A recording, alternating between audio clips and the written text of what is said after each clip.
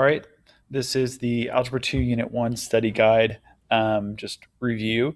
So I'm going to go over the study guide that I gave you and work through the problems on here, talk a little bit about what to expect on the test, but in general, know that I have taken the questions for the test and I've basically told you what types of questions are on there and given you some examples that will that are similar to what you'll see on the test.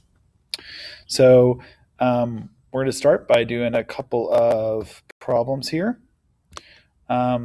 This first little set here is the first problem here is about multiplying polynomials. And this is probably the most complex one you'll see.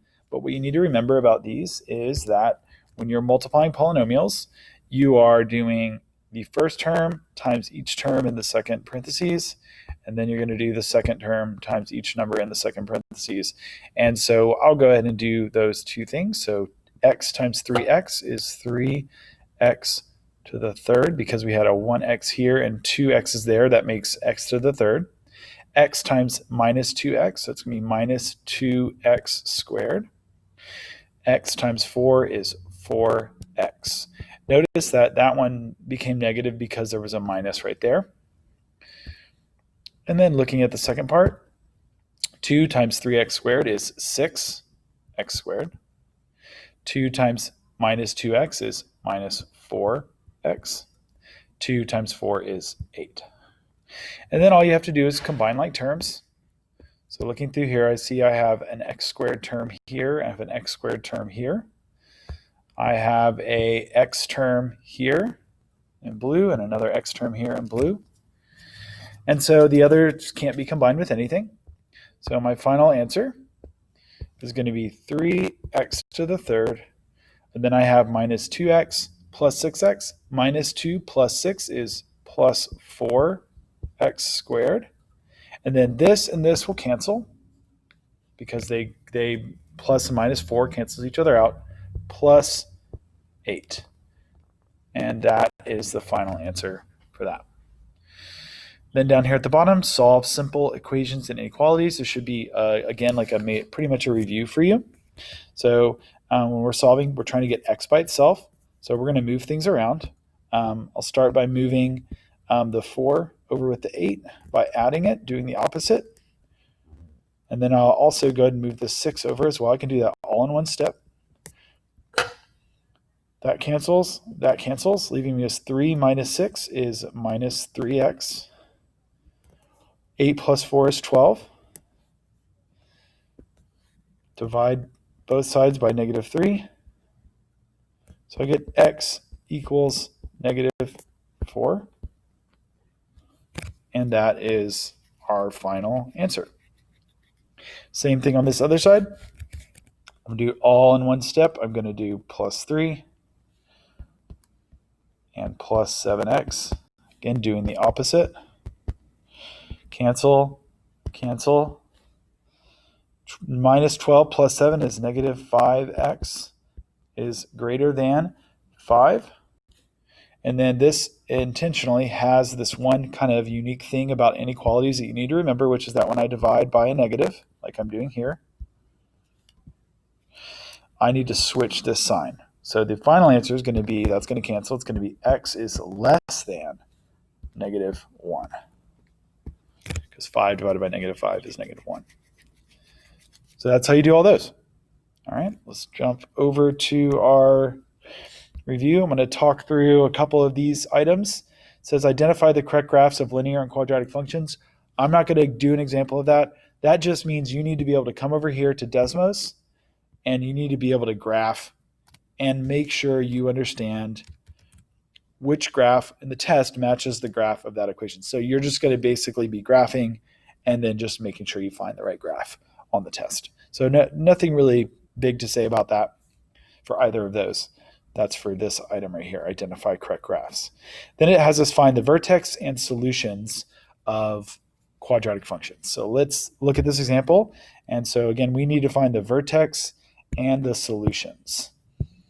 So we are going to graph x squared minus 4x minus 12.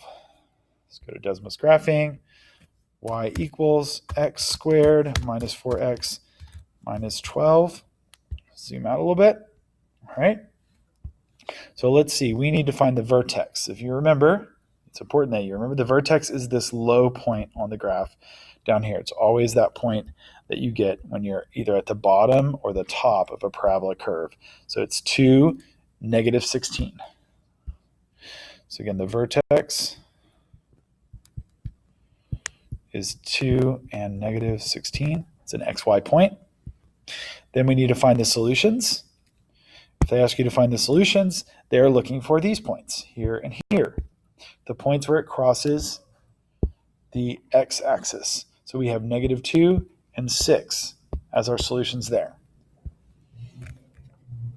So we'd say, in our answer, we would say x equals negative 2 or 6. So that's what you need to be looking at there, is those points where it crosses the x-axis. Moving down, that's pretty much it. So there'll be a couple of those where you have to find the vertex and the solutions. Vertex is the low point or the high point if it opens downward, and the x-intercepts or the solutions or the roots are the places the graph crosses the x-axis. Finding the discriminant, the first thing you need to know about this is you need to be able to identify what a, b, and c are from this equation. In this, a is 1 because we assume there's a 1 in front of this x squared. B is 7 and c is 12. That's where a, b, and c come from. They come from the coefficients of these terms, and the constant term is c. Then we need to plug that into b squared minus 4ac. So b squared is going to be 7 squared minus 4 times 1 times 12. 7 squared is 49. Minus 4 times 1 times 12 is 48. That gives me an answer of 1. So the discriminant has a value of 1. All you need to be able to do then is interpret the meaning of the value, is what it says. So when they say that, and I'll jump over to a different note from a previous lesson, we went over this.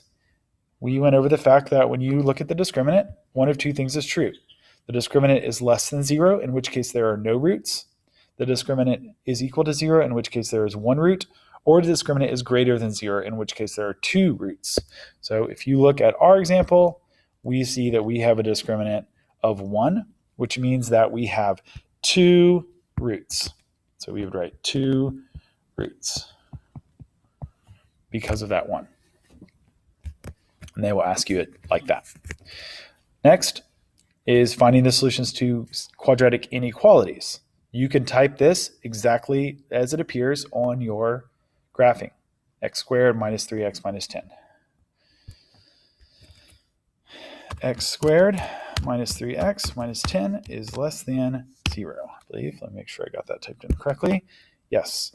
So we need to know, where's the shading? Well, the shading on the graph goes from negative 2 to 5. And you can see here that it is a dashed line, which means that it's not going to have a line under it. So x is between negative 2 and 5. And so this is literally how you're going to write your answer, just like that. Now, obviously, you'll be choosing from a list of options, but you need to see which one matches what you see when you graph this equation, or inequality, rather. Yep, so that's that. Again, those buttons for inequalities are here. Oops, are down here on your graphing calculator screen. All right. Last kind of one to go over.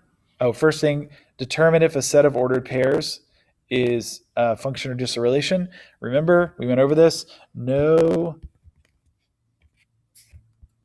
repeat x values. Go back and look at that lesson or the notes from that, and that should clear that up for you. Finally, find the inverse of a given function, especially those containing radicals. This would be an example of that. Remember, anytime you find the inverse, you're switching the x and the y. So the first step is to do that. We're going to end up with x equals the square root of 2x minus 2y minus 3 is actually what it is. So erase that, 2y minus 3. And then we're going to first do the square of both of those to get rid of the square root. And then that's going to be 2y minus 3. So we have x squared equals 2y minus 3. And then all we have to do is do some quick algebra to get y by itself again. We're going to add 3 to both sides.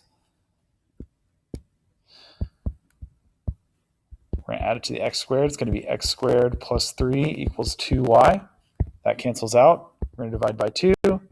And so we get y equals x squared plus 3 divided by 2.